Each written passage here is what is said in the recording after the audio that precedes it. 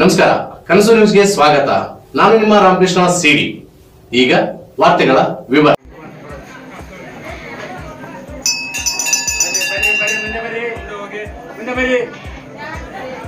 ಮುಂದೆ ಬರಬೇಕು.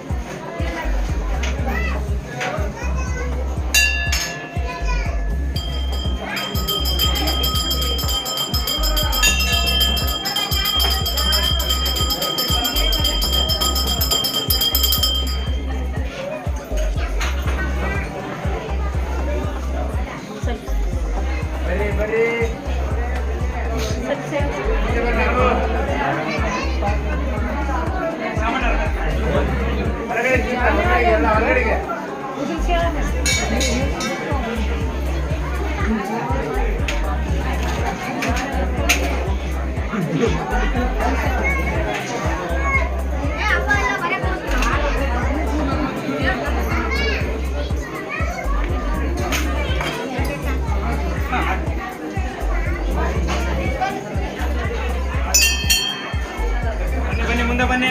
ತೀರ್ಥ ಹೊರಗಡೆ ಇರುತ್ತೆ, ದರ್ಶನ ಮಾಡ್ಕೊಂಡು ಮುಂದೆ ಹೋಗಿ.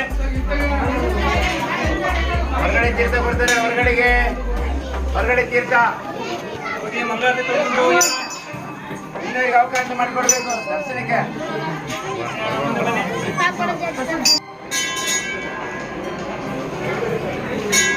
ನಮ್ಮ ಹಿರೇಜಂತಕಲ್ಲಲ್ಲಿ ಬಹಳ ಪುರಾತನವಾಗಿರ್ತಕ್ಕಂಥ ದೇವಾಲಯ ವಿಜಯನಗರ ಕಾಲದಿಂದಲೂ ಸುಮಾರು 14ನೇ ಶತಮಾನದಲ್ಲಿ ಪ್ರಾರಂಭವಾಗಿ ಇಲ್ಲಿವರೆಗೂ ಸಹಿತ ಇವತ್ತು ಪ್ರಸನ್ನ ಪಂಪಾ ವಿರೂಪಾಕ್ಷೇಶ್ವರ ಇಲ್ಲಿ ಪೂಜಿತಗೊಳ್ತಾ ಇದ್ದಾರೆ.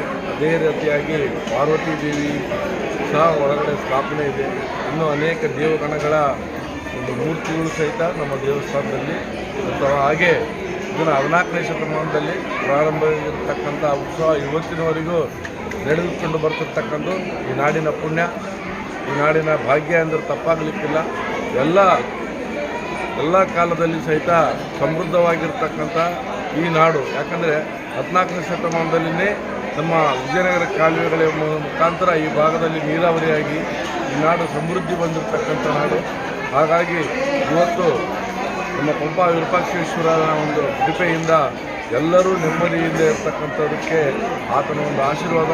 ಆ ನಿಟ್ಟಿನಲ್ಲಿ ಎಲ್ಲರಿಗೂ ಪಂಪಾ ವಿರೂಪಾಕ್ಷೇಶ್ವರ ಒಳ್ಳೆಯದನ್ನು ಉಂಟು ಮಾಡಲಿ ಅಂತ ಹೇಳಿ ಆ ಭಗವಂತನಲ್ಲಿ ಪ್ರಾರ್ಥಿಸುತ್ತೇವೆ.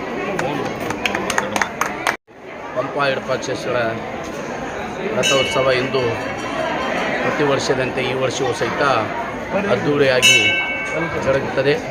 ಈ ಪಂಪಾ ವಿರೂಪಾಕ್ಷೇಶ್ವರ ಜಾತ್ರೆ ಹೆಂಗಪ್ಪ ಅಂದರೆ ಇಡೀ ಗಂಗಾವತಿ, ಅಖಂಡ ಗಂಗಾವತಿಯ ಜಾತ್ರೆ ಮತ್ತು ನಮ್ಮ ಗಂಗಾವತಿಯಲ್ಲಿ ಪ್ರಥಮ ಜಾತ್ರೆ ಯಾವುದಾದ್ರೂ ಇದ್ದರೆ ಅದು ಪಂಪಾ ವಿರೂಪಾಕ್ಷೇಶ್ವರ ಜಾತ್ರೆ.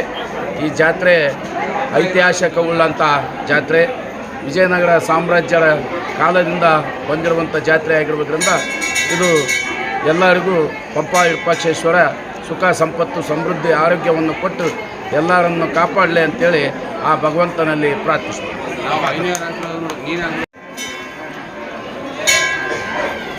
ಇಂದು ಸುವರ್ಣ ಯುಗ ಎಂದು ವರ್ಣಿಸಲ್ಪಟ್ಟಿರುವಂಥ ವಿಜಯನಗರ ಸಾಮ್ರಾಜ್ಯದ ಆಧಿಪತ್ಯಕ್ಕೆ ಒಳಪಟ್ಟಿರುವಂಥ ಶ್ರೀಕೃಷ್ಣ ದೇವರಾಯನ ಆಳ್ವಿಕೆಯಲ್ಲಿ ಪ್ರಸನ್ನ ಪಂಪಾ ವಿರೂಪಾಕ್ಷೇಶ್ವರ ಜಾತ್ರೆ ಸುಮಾರು ಶತಮಾನಗಳಿಂದ ಗಂಗಾವತಿಯ ಚನ್ನಬಸವ ತಾತನ ಜಾತ್ರೆಗಿಂತ ಮೊದಲು ನಮ್ಮ ಗ್ರಾಮ ದೇವತೆಯಾದ ಊರಮ್ಮನ ಏನು ದೇವತೆ ದುರ್ಗಾ ಪರಮೇಶ್ವರಿ ಸ್ಥಾಪನೆ ಆಗಿತ್ತೋ ಅದೇ ಥರನಾಗಿ ವಿಜಯನಗರದ ಸಾಮ್ರಾಜ್ಯದ ತೊಟ್ಟಿಲಾಗಿರ್ತಕ್ಕಂಥ ಆನೆಗೊಂದಿ, ಈ ಆನೆಗೊಂದಿ ಮಹಾರಾಜರು ದಿನನಿತ್ಯ ಪಂಪಾ ವಿರೂಪಾಕ್ಷೇಶ್ವರನಿಗೆ ನೈವೇದ್ಯ ಮಾಡಿಕೊಂಡು ಊಟ ಮಾಡಿಕೊಂಡು ಬರತಕ್ಕಂಥ ಸಂದರ್ಭದಲ್ಲಿ ಆಕಸ್ಮಿಕವಾಗಿ ನದಿ ಬಂದು ಪಂಪಾ ವಿರೂಪಾಕ್ಷೇಶ್ವರನ ಸನ್ನಿಧಿಗೆ ಹೋಗಲು ಆಗದಿದ್ದ ಸಂದರ್ಭದಲ್ಲಿ ಪಂಪಾ ವಿರೂಪಾಕ್ಷೇಶ್ವರನು ಮಹಾರಾಜರ ಕನಸಿನಲ್ಲಿ ಬಂದು ಹಿರೇಜಂತಕಲ್ ಗ್ರಾಮದ ಇಂತಹ ಜಾಗದಲ್ಲಿ ನಾನು ಪ್ರತ್ಯಕ್ಷವಾಗಿದ್ದೇನೆ. ಅಲ್ಲೇ ಹೋಗಿ ನೀವು ದಿನನಿತ್ಯಲೂ ದರ್ಶನವನ್ನು ತೆಗೆದುಕೊಂಡು ಬಂದು ಪ್ರಸಾದವನ್ನು ತೆಗೆದುಕೊಳ್ಬೇಕು ಅಂತಕ್ಕಂಥ ಆ ಒಂದು ಪಂಪಾ ವಿರೂಪಾಕ್ಷೇಶ್ವರನ ದಿವ್ಯ ಸನ್ನಿಧಾನ ಆದೇಶದಿಂದ ಅವತ್ತಿನಿಂದ ಪಂಪಾ ವಿರೂಪಾಕ್ಷೇಶ್ವರ ಪ್ರಸನ್ನಾಗಿ ಪಂಪಾ ವಿರೂಪಾಕ್ಷೇಶ್ವರ ಅಂತೇಳಿ ಪ್ರತೀತಿಯಾಗಿದೆ. ವಿಜಯನಗರ ಸಾಮ್ರಾಜ್ಯದ ತೊಟ್ಟಿಲು ಆಗಿರ್ತಕ್ಕಂಥ ಈ ನಗರ ಸ್ವತಃ ಭಗವಂತನೇ ನೆಲೆಸಿರುವಂತಹ ಪಂಪಾ ವಿರೂಪಾಕ್ಷೇಶ್ವರನ ಇಲ್ಲಿ ಬಂದು ಹಿರೇಜಂತಕಲ್ಲಲ್ಲಿ ಸಾಕ್ಷಾತ್ ಪರಮೇಶ್ವರ ನೆಲೆಸಿರುವಂಥ ಒಂದು ಐತಿಹಾಸಿಕ ಒಂದು ಕ್ಷೇತ್ರವಾಗಿರೋದ್ರಿಂದ ಪರಮಾತ್ಮನು ಒಲಿದು ಪಾದವನ್ನಿಟ್ಟಿರ್ತಕ್ಕಂಥ ಈ ಕ್ಷೇತ್ರ ಪುಣ್ಯಭೂಮಿ, ಪಾವನ ಭೂಮಿ. ಇಂಥ ಒಂದು ಹಿರೇಜಂತಕಲ್ಲಿನ ಪ್ರಸನ್ನ ಪಂಪಾ ವಿರೂಪಾಕ್ಷೇಶ್ವರ ಜಾತ್ರಾ ಮಹೋತ್ಸವ ಶತಮಾನಗಳಿಂದ ಜರುಗಿ ಬಂದಿರತಕ್ಕಂಥದ್ದು. ಈ ಒಂದು ಜಾತ್ರೆಗೆ ಹಿರೇಜಂತಕಲ್ ಗ್ರಾಮದ ಸರ್ವ ಭಕ್ತರಲ್ಲದೆ ಹಿಂದಿನ ಕಾಲದಲ್ಲಿ ನಾವು ಕೂಡ ನರಸಾಪುರದಿಂದ ಹಳ್ಳಿಗಳಿಂದ ಬಂಡಿ ಕಟ್ಟಿಕೊಂಡು ಬಂದು ಇಲ್ಲಿ ಜಾತ್ರೆ ಮಾಡ್ತಿದ್ವಿ. ಇಂಥ ಪಂಪಾ ವಿರೂಪಾಕ್ಷೇಶ್ವರನ ದಿವ್ಯ ದರ್ಶನದಿಂದ ಜೀವನ ಪಾವನ ಆಗಬೇಕೆನ್ನೋ ಉದ್ದೇಶದಿಂದ ಪ್ರತಿ ವರ್ಷ ಪದ್ಧತಿಯಂತೆ ಇಲ್ಲಿ ಮಾನ್ಯ ತಹಶೀಲ್ದಾರರು ಮತ್ತು ಎಲ್ಲ ಭಕ್ತರು ಸೇರಿ ಕಮಿಟಿಯವರು ಸೇರಿ ಜಾತ್ರಾ ಮಹೋತ್ಸವ ಆಚರಣೆ ಮಾಡ್ತಿರುವುದು ಅತ್ಯಂತ ಶ್ಲಾಘನೀಯವಾಗಿರ್ತಕ್ಕಂಥದ್ದು.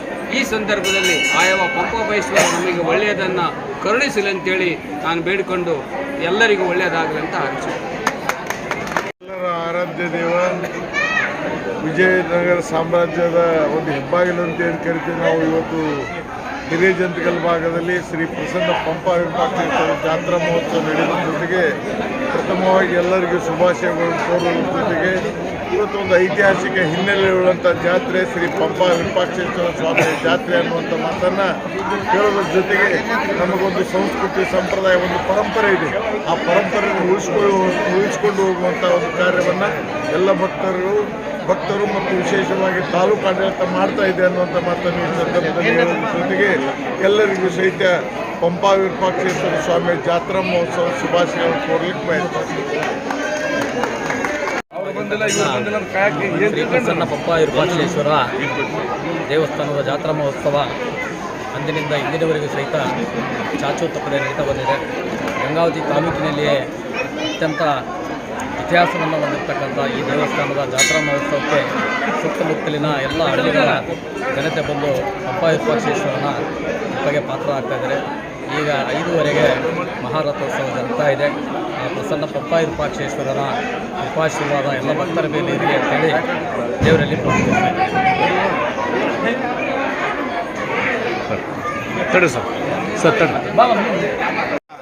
ಶ್ರೀ ಪ್ರಸನ್ನ ಪಂಪಾ ವಿರೂಪಾಕ್ಷೇಶ್ವರ ದೇವಸ್ಥಾನದ ಒಂದು ಜಾತ್ರಾ ಮಹೋತ್ಸವ ಅದು ಅತಿ ಅದ್ದೂರಿಯಾಗಿ ಮಧ್ಯಾಹ್ನ 12 ಗಂಟೆಗೆ ಬ್ರಹ್ಮೋತ್ಸವ ಜರುಗಿದೆ. ಈಗ 5ವರೆಗೆ ಮಹಾರಥೋತ್ಸವ ಜರುಗ್ತಾ ಇದೆ. ಪ್ರತಿ ವರ್ಷದಂತೆ ಸಕಲ ಸದ್ಭಕ್ತರು ಬಳ್ಳಿಹಳ್ಳಿಯಿಂದ ಬಂದು ಈ ಜಾತ್ರೆಯಲ್ಲಿ ಪಾಲ್ಗೊಳ್ತಿದ್ದಾರೆ. ಸುಮಾರು 5,000 ರಿಂದ 6,000 ಜನಸಂಖ್ಯೆ ಈ ಒಂದು ಜಾತ್ರೆಯಲ್ಲಿ ಪಾಲ್ಗೊಳ್ತಾ ಇದ್ದಾರೆ. ಪ್ರತಿ ವರ್ಷದಂತೆ ಕೂಡ ಈ ವರ್ಷ ಕೂಡ ಸನ್ಮಾನ್ಯ ಎಚ್ ಜಿ ರಾಮಲುಧನೆಯವರು ಒಂದು ದಿನದ ಒಂದು ದಾಸೋಹ ಕಾರ್ಯಕ್ರಮ ಕೂಡ ನಡೆಸಿಕೊಟ್ಟಿದ್ದಾರೆ. 2ನೇ ದಿನ ನಮ್ಮ JRS ಸ್ವೀಟ್ಸ್ ಒಂದು ಕಂಪನಿಯಿಂದ ಅವರು ಕೂಡ ಒಂದು ದಾಸೋಹ ಸಮಿತಿನ ಅವರು ದಾಸೋಹ ನಡೆಸ್ತಾ ಇದ್ದಾರೆ. 5 ಮತ್ತು 6 ಮತ್ತು 7ನೇ ತಾರೀಕಿಗೆ ಗಾಣಿಗರ ಸಮಾಜದಿಂದ ದಾಸೋಹ ನೆರವೇರ್ತಾ ಇದೆ. ಅದೇ ರೀತಿ ಪ್ರತಿ ವರ್ಷದಂತ ಕೂಡ ಇಲ್ಲಿನ ಜನರು ಭಾಳ ಖುಷಿಯಿಂದ ಈ ಒಂದು ಜಾತ್ರೆ ಅದ್ದೂರಿಯಾಗಿ ಮಾಡ್ತಾ ಇದ್ದಾರೆ. ಇಲ್ಲಿರ್ತಕ್ಕಂಥ ಎಲ್ಲ ಸದ್ಭಕ್ತರು ಪಂಪಾ ವಿರೂಪಾಕ್ಷೇಶ್ವರ ಕೃಪೆಗೆ ಯಾವತ್ತೂ ಕೂಡ ಸಹಕಾರ ನೀಡ್ಕೊತಾನೆ ಬಂದ್ದಾರೆ. ಆ ದೇವರ ಒಂದು ಆಶೀರ್ವಾದ ಅವ್ರ ಮೇಲೆ ಇದೆ ಅಂತ ನಾವು ಭಾವಿಸ್ತೀವಿ. ಎಲ್ಲರಿಗೂ ಕೂಡ ಈ ರೈತರಿಗೆ ಇಲ್ಲಿರ್ತಕ್ಕಂಥ ನಾಡಿನ ಎಲ್ಲ ಜನತೆಗೆ ಈ ಪಂಪಾ ವಿರೂಪಾಕ್ಷೇಶ್ವರ ಒಳ್ಳೆಯದನ್ನು ಮಾಡಲಿ ಅಂತ ಕೇಳ್ಕೊಳ್ತಾ ಮಾತು